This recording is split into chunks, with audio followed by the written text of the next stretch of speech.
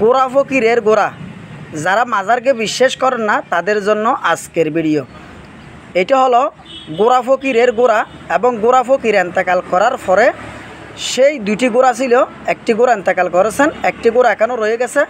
সেই গোরাটির বয়স হলো প্রায় 100-র কাছাকাছি। যারা সাতকানিয়া আসতে আসেন তারা অবশ্যই চিনেন। এবং সাতকানিয়াতে একটা গোরা ফকির ছিল, সেই গোরা ফকিরের পাশে সবসময় দুটি গোরা থাকতো, একটি পুরুষ একটি নারী। তো পুরুষটি এন্তেকাল করেছেন এবং নারীটা রয়ে গেল।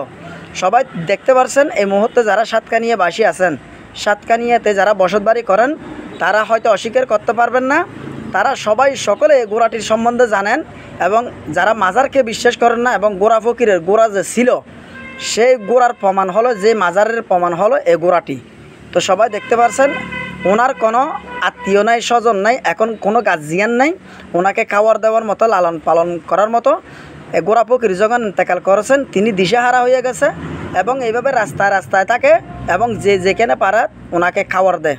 এবং দুইটা গোরা ছিল, একটা এই মুহূর্তে ইন্তেকাল করেছেন, একটা রয়ে গেছে।